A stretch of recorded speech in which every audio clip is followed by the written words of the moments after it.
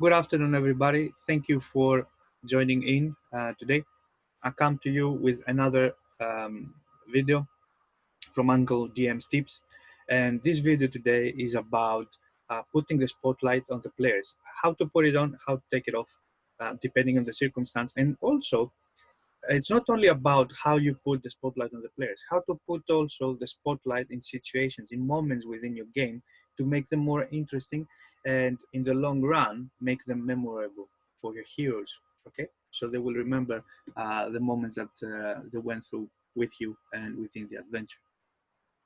Now, I will go through with you on this video today with some simple ways to consistently give your players and their characters ways to shine within the session, okay?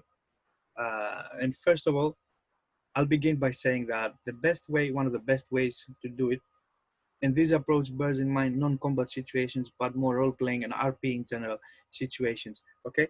And this doesn't apply only for D&D, it applies to any system you may be playing right now, whether that's a World of Darkness, whether it's a Faza setting, Fate, Legend of the Five Rings, you know, whatever system, okay? So one of the best ways you can play around with it is find out what's the highest skill for each of your characters in the party. Write them down on a post-it note and stick it behind your Dungeon Master screen if you have one, or keep it on your notes on your phone or a notebook you might have with you. Okay, this way, and the reason you do this is that when a situation comes up requiring a skill check, you know which PC is best equipped to handle it, and if you need to make like to come up with difficulty class DC for that hero to on the fly, you know, for how to deal with it, then you know what numbers create good or bad odds for the most competent PC. Okay. Now, the reason why we're approaching it from a skill perspective, as I said, it's a role-playing interest point of view here. But there's another thing, especially if you used to play, actually no, if you play any point-based system or role-playing game where people need to invest on their skills, okay, to improve them, to improve their modifiers and so on and so forth. People have a reason why they put the skill points where they put them, because they love the specific skills, or in the end of the day, some of the skills they choose to complement the characters that the characters have, okay? And so if we take away this from them, then there's no point for them actually to go and invest every time on skills, okay? Because they might be thinking more, it's pointless me doing this because we'll end up doing more combat than is necessary. Or the other thought is that I'm not going to do it because the dungeon master won't pay attention to my skills, okay? And he won't think of me like next time we need to roll. But if you know which character is good at which skill, the highest one that they have, or the one that they most prefer to use every time, okay, you can keep notes on them, and you can call in on that piece specifically to do that. Now, I said if you need to come up with DCs on the fly, okay, because this is because some character might have a higher bonus than another character, so that allows you to adjust the difficulty to make it worthwhile for that hero to think of, oh my God, how am I gonna do this? Like, you know, an average difficulty usually is a 10, okay? When you start making things more difficult, you're going on the 15. But when you wanna make it really hard, you go on a 20, and this is based on the D20 system, what I might describe it. Because some other systems like the World of Darkness system and Legend of the Five Rings, they have more how many numbers of successes you have, okay? Plus exploding dice and so on and so forth. But what is important to keep here is that always bear in mind which is the skill that this hero is most likely to use because he likes using it, okay? And that then what you need to do also whenever you build your adventure based on that, you need to keep in mind that when you form the encounters for your heroes, okay, you need also to take into consideration some moments where people will need to use the skills, and this can be encountered by themselves, like the rogue needing to use his open locks. He might need to disable a trap, okay? This is an encounter that might take the party, might take it between, maybe sometimes it happens 10-15 minutes. You know, this is time that you take away from your gaming session, so you need to make it worthwhile for this hero. Or you might be going in a dungeon where the heroes need to decipher a script or realize something, translate. They might need to translate a document, and in that moment you need like the wizard who has the knowledge arcana, for example, because he can translate or he speaks the language in which this hieroglyph or this document was written. Make them worth the time and the points the heroes invest in those skills. Plus, also bear in mind, okay, while we do this, we want our characters to succeed at the things that they're good at. That's why we're doing this, the skills. And this works diamonds, especially when you're playing a game where it is very, very skill heavy. Okay, I think Kaoshima as well had this thing, the D6 from West End Games, which was famous for Star Wars, the old Star Wars game. People would invest because they were good at. Why am I playing a mechanic? Because he's good in mechanic things. Okay, that's why I'm investing a lot of points. I will expect to use them. That's why I love playing this hero. And said about the encounters. Now this is a part what I just described. It's knowing the players, not knowing knowing the characters. Now the part that I'm going to describe to you is about knowing the players that play these characters. Okay, what I mean by that is that we know by default that many players make a character with a particular idea of heroism in mind, okay? Because what might mean heroism for me might be an entirely different type of heroism for you, okay? Take, for example, a paladin, okay? For one friend of yours, let's say Mike, he might like to play paladin, okay? Because he likes to help the helpless, he likes to travel and fight for a good cause and help people in need in general, okay? But then you might have George, which is another type of paladin, which he likes to, he's like a munchkin player. He likes the bonuses that the paladin has. That's why, the only reason why he chooses to play them, okay? And then you might have Nick, where Nick is the type of guy who likes to play the paladin because he likes the idea of the holy retribution and the abilities that God gives me in order to be out there and strike evil at the face. Okay, so you can see that although we're talking about a paladin, there are 3 different types of heroes that might be playing them. Okay, and you need to be aware before your games what type of heroes your players want to create, because this will help you mold the situations, the encounters, the story, and how it will unfold based on that. And because for those of you who have been following me for a while, I spoke a while ago about how to make your campaign like a TV series. Okay, and as in a TV series and the same in a gaming session, there are 2 types of gaming sessions you may play, okay? And usually we tend to focus on the second one. The first one is that you have the 1-2 main characters and you unfold the story of these characters and the encounters unfold around them as well at the same time. While at the second type is that where all the cast in the series, they get equal airtime. So the audience gets a chance to equally see them. And this, how it translates on a gaming session, the classic way of translating this is like a dungeon crawl adventure where everybody gets equal time describing who they are and what they do within the setting that they are, okay? It's a very, very classic one. So same thing applies when you're creating your heroes. You want them, all of them, to have an equal amount of airtime. That's why you put the post-it notes with the skills, so you know where and when to probe the situations, to call for the right hero to take the right action, so everybody feels that they're contributing within the session.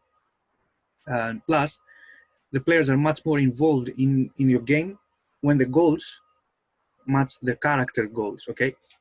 Which again is the other way of seeing it in terms of why do I come to play a role-playing game, okay? What does it mean for me? What do I consider being fun for me when I join the game? Okay, and based on that, it's how I have fun. So if the dungeon master knows, the game master, let's say, knows what is fun for me, and he takes it, okay, and he puts it into the game, then automatically my character is more invested in the game. Okay, I'm more interested. And the next time we will book a game, I will come to play. As an example, last night I was having a session with a group I'm playing, and one of the guys who's playing a cleric, he said that I have a problem in the house. There's a possibility that electricity might go down. But then he said, I don't care if this happens though, because I have charged all my extra power banks and I will put my phone to charge and I will even join you guys if I have to through the phone. And we were laughing because said, okay, that's the ultimate dedication you might expect from your party. But for this, for me, this shows that this guy likes the group, likes the team, likes the game, likes how everything is going. It's amazing. And this is what you want from your players as well. Okay. Now, another way to make your heroes show some more interest in your adventures, right? And use the highlights of what they like playing. Again, the goals is based on another session that I want to do with you, which is called the collaborative campaign building. And in that case, is that you as a dungeon master, if you want to probe and see your heroes, what do they like being about within the session, is that you can ask them for future challenges, right? Tell them you're writing up a scenario and need just a few more ideas for upcoming scenes, okay? And just see what comes up, write down what they like, okay? And this, you don't need to do it while you are at the session, of course, or while you're playing or whatever. You can do it beforehand, send an email, send a text message for everybody to know, and just ask them for the feedback. And of course, you don't need to use their ideas right away, and you may bend them even when you use them and twist them to fit your needs for the session, okay? But in the back of your head, what you need to bear in mind is that these are the moments that players game for, right? So you don't want to pass them. And especially when you see that when you will put them in, the players will thank you for it, okay? They might make your life difficult a bit, but they will thank you, because that shows that the game master thought of them, okay? Thought of them, and he actually incorporated their ideas in the game, which this translates to, apart from the heroes feeling a bit more invested in, is that the heroes feel like suddenly the game has a different meaning for them, because their ideas and what they say matters within the space of the game. So they feel that the dungeon master is investing in them, so they want to invest as well along in the game. Now, another thing to think, this is a short one, is we have this tendency to think that we want our heroes to succeed, that we want them to succeed on the roles that they do, to win in general, okay? But what we need to bear in mind sometimes is failure is also an option, okay? Because you might be chasing, let's say, the villain, he escapes, okay? You feel like you failed, but this is also only chapter 1 of your adventure. So when you do the comeback and you actually find him the next time without him expecting or whatever, it is double the joy for the heroes, because they know that they failed the first time, but the second time they feel like, oh, okay, we did it. But let's say how we translate these concepts into spotlight for our players, okay?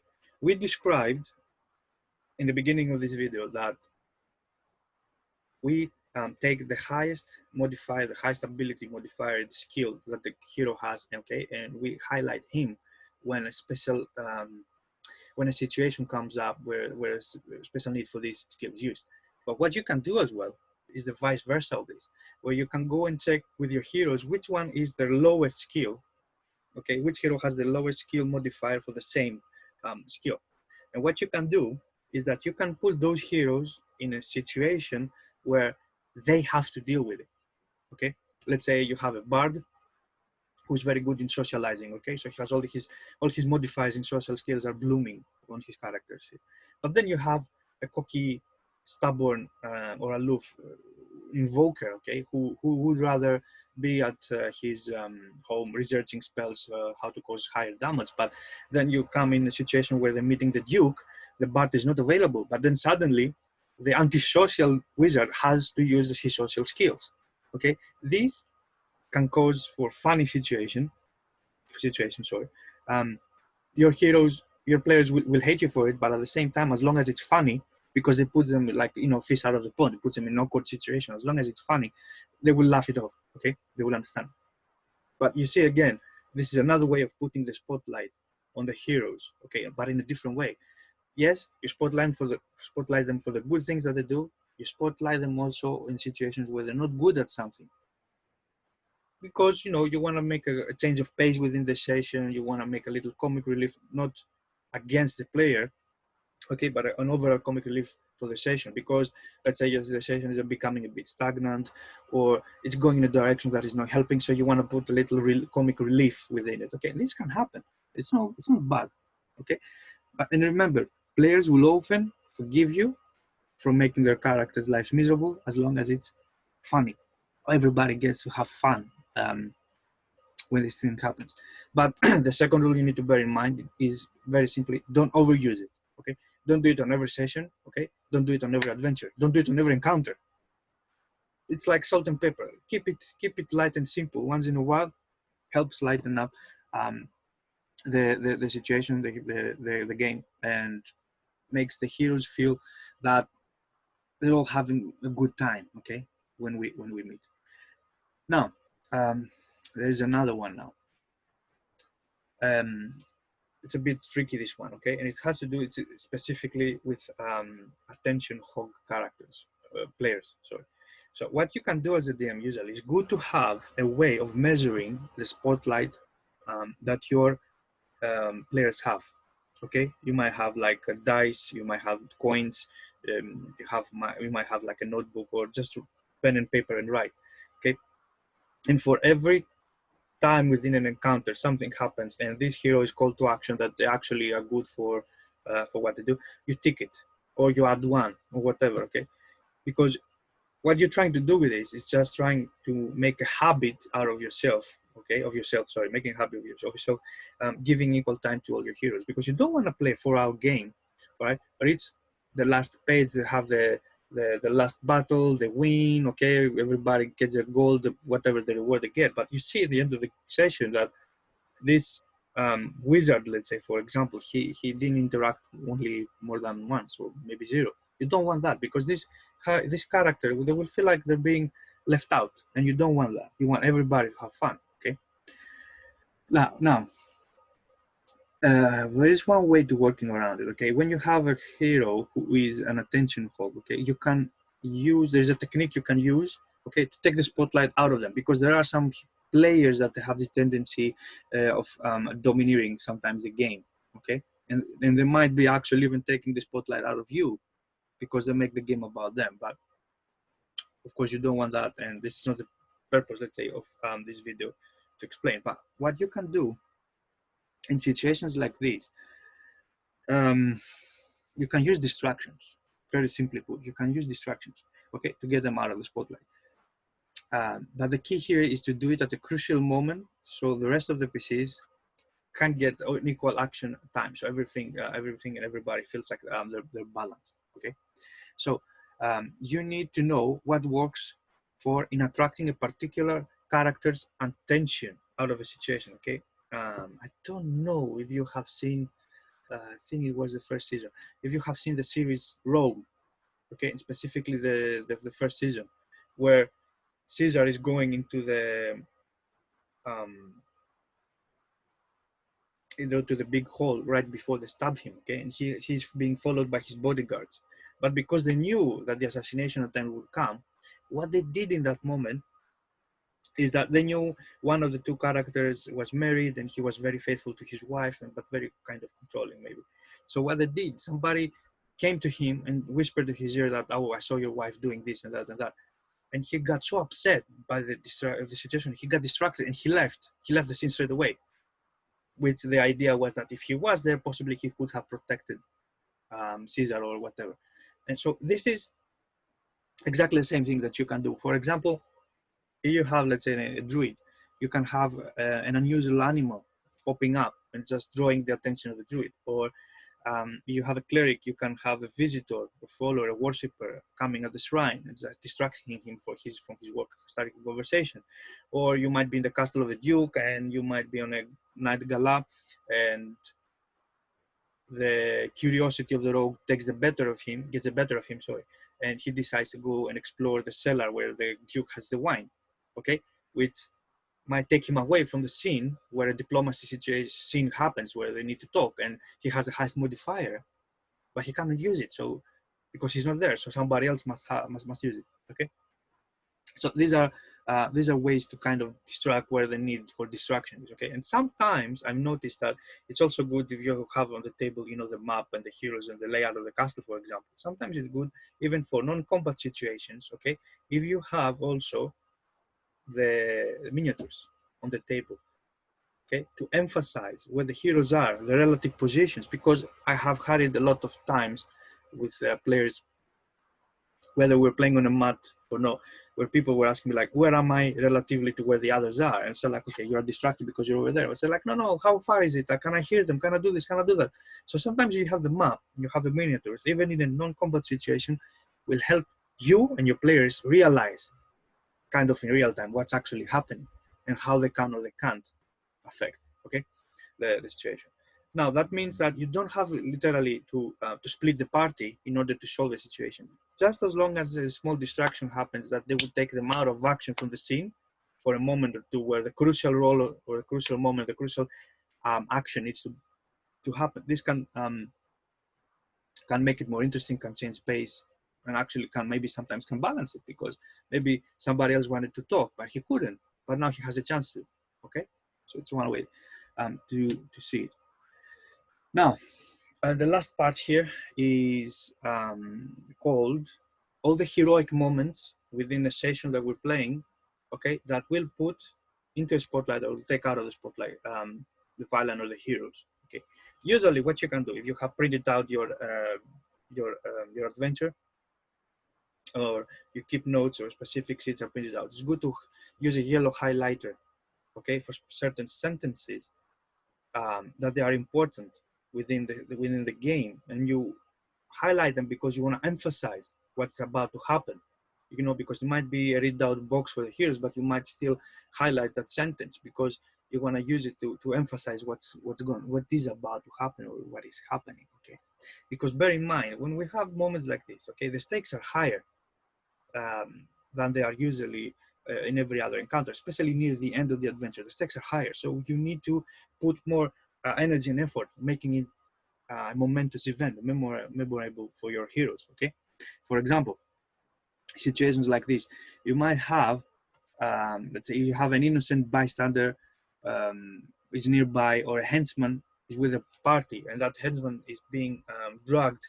He's wounded and bleeding, and he's being drugged by the acolytes to go to the altar and sacrifice him. Okay, you need to make these moments clear. You know, you enter the room, you see this, and you see this, and then, okay, because it helps build the conditioning, the drama. And then the heroes, they need to decide what they're gonna do. Okay, and another thing you can do, you can use timers, countdowns. Okay, like you see this is happening, you emphasize the moment, okay, that the acolytes are dragging your henchman towards the altar, and tell them like you have 2 rounds before they sacrifice him. Okay, and then the heroes need to focus on what they need to do. Do they go and fight the big guy? Do they go and fight the acolytes, or do they go or do they choose to go through the acolytes, to go specifically to save the henchman, the friend, or whoever, the family member, and in the meantime knowing that they will be taking attacks opportunity from the people who are around and trying to beat them? Okay, what type of heroes are your heroes in the end of the day? That's how, and that's why you do this, all this drama building, all these situations. Okay, and especially when you give them timers, okay, if the PCs can't overcome the problem in that round that you tell them, they lose that particular goal, okay, which might be deducted from XP bonus they might be getting in the end, or they might win the overall goal of the adventure, but because they lose these small ones, they might affect them more. You know, you save the kingdom, but you lost a family member. So this builds drama, builds into the character, how they perceive the heroes. Okay, they feel more like you're living it. Let's see. Another thing is when your heroes get the chance to take out the highest hit point enemy, the most durable, okay, the bigger one, in a group, you can also highlight it. You know, you have, let's say, 10 goblins in an encounter, and you have a big goblin boss. You might describe one or 2 sentences more, but he's there. Okay, plus as well, when they finish a big boss in the fight, also highlight how they finish him off. Okay, add a couple sentences there, like on your description at the moment of the killing blow, let's say. Also, another good one, if a PC is grievously wounded and still in combat, okay, it's worth pointing out their courage or desperation by mentioning their wounds each round on their initiative. Okay, this makes the decision to stay in combat tougher and builds the character up for sticking these out. Okay, and I've done that a couple of times with my fighter because he's the biggest guy in the party of four that I have, and so most of the time the enemies consider him that he's the most dangerous. Okay, so they attack him first, and every time he takes the damage, but he has the option. They ask him like in the next round of combat, you have 10 hit points remaining, and it's your turn to play. What are you gonna do, hero? And they're thinking like, oh God, I have 10 hit points. What can I do? But if I fall, my party comes next. Like, no, I will stick it out. I will keep fighting. It makes it interesting, adds up the drama and the interest. The hero wants to stay in the fight, okay, because he feels that even with a few hit points, he might have a chance to affect the outcome. And this is amazing. But you highlight that, you mind him, you build the tension, the drama, like it's coming for you. It's really cool, right? Another thing that you can do, let's say you're running a mystery adventure where the heroes are searching for clues, okay? And what you can do, let's say maybe they're going from spot to spot to spot to find clues, okay? And what you can do in that case, you can have like, it can be a document, okay? If you're playing on a table, for example, you can have a document. The document has the whole truth, okay? The whole reason why this chase is happening, why this adventure is happening. What you can do, you can cut it out, and you can scorch it a bit, make it look old. And on each space where they go, you can give them one small piece of the handout, okay, to build up. And as they glue it together, the heroes like starting to think, okay, what's happening? Okay, it builds the tension, the interest. And when they reach the last, spot where they find the last clue, actually the last clue might hold the name for who is the villain, might hold the actual reason why everything happens. But the other funny thing might be that the heroes reach the last point, okay? They glue everything together, okay? They see the whole document, and then they realize that the whole document wasn't the actual clue. Although it has the clues that adds up, okay, blah, blah, blah, and makes them feel like they found it, they actually realize in the moment at the end that they haven't found it. And actually what they found was something else that was nearby to where they found the actual clue. In that moment, you can have the final encounter. Let's say they are they're robbing a bank, but they don't rob the bank because they want the money. They rob the bank because they know that the last clue is in a shelf somewhere in there. And as they find out what happens, okay, they find the last clue and they see like, shit, we're in a very awkward situation right now because we just robbed the bank to find this, and if this is nothing, then have the police, let's say, storming in. Or if you play with mages, I'm making this up, like Mage Ascension, have mages teleport in and just like abduct them and imprison them just to go to the next chapter of the adventure. Like it can be like very, very big zenith point coming at them in that moment. Another thing that you can use the spotlight for the heroes, okay, is the how we call it? We call it the long shot or the one shot, let's say, okay, which means range attacks or spells can sometimes be the only hope of preventing a runner from worrying others, or prevent chases from starting in the first place, or saving someone innocent held hostage, okay? If the shot is crucial, build the pressure with a little description before the attack roll or the saving throw happens. This is a really good moment. I have had countless encounters where the heroes had to stop a chase to chase somebody by throwing the spell or throwing the arrow that actually would make the difference. Okay, that was building it up. Okay, this is the distance. The guy is starting to run. He's grabbing this or he's grabbing that, and your heroes are at the same time they're wounded. They don't have the strength to run, and you have one shot at him. What do you do? Okay, then you allow them to roll or something like this. Another little thing that you can add highlight or spotlight to it is that when a gate or a portal to another plane opens, okay, usually we have this subconscious feeling that something big is about to come, okay, to happen, and something big is also about to come out. So it should be dramatic, okay? So you can add a bit tension, describing what the heroes smell, hear, feel, okay, or see. And bonus points, of course, if you mention the brimstone, because it makes it more like devilish and all these things. Now, another thing that you can do in the spotlight. Sometimes the spotlight, as I said, doesn't have to do with the heroes, okay? Although most of the things I mentioned were for the heroes. How about, for once, near the end of the adventure, if the spotlight is taken off your heroes and then it's put on the major villain that they were fighting, okay? For example, when a villain is about to go down, right? Think about a movie death scene, okay, where the final enemy is about to die. What do we see usually happening in these scenes?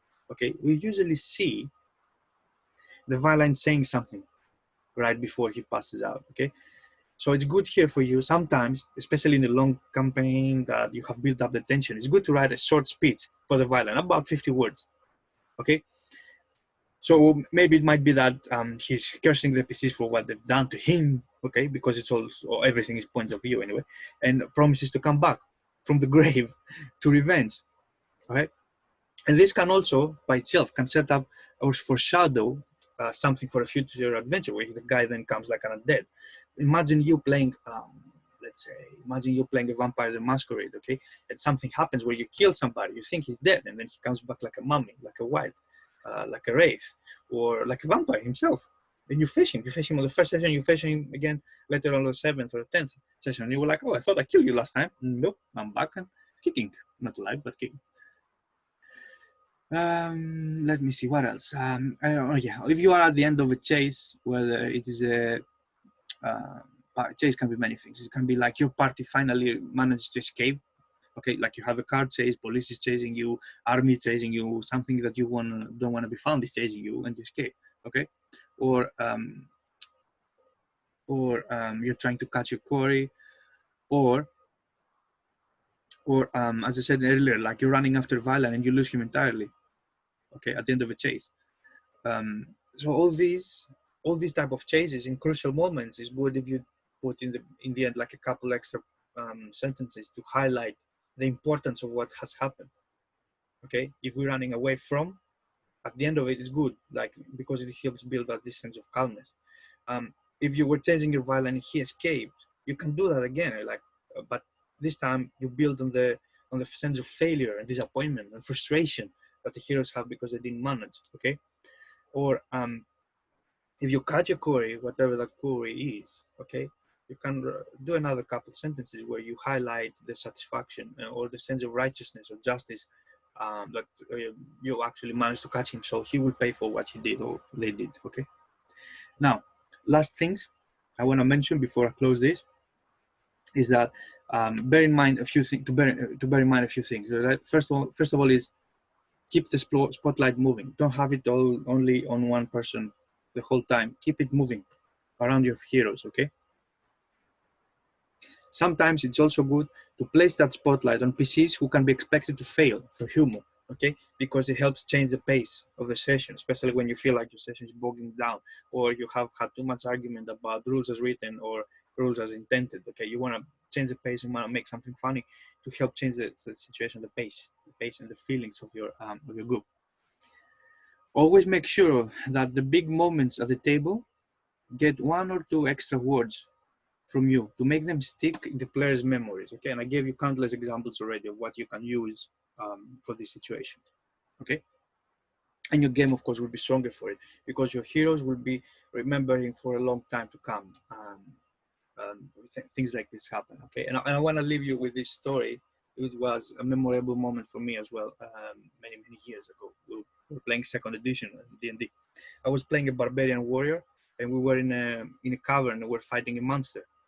And at some point, I was failing miserably. I couldn't hit it. I couldn't kill it. Something wasn't going right. So I fell on a pile of gold.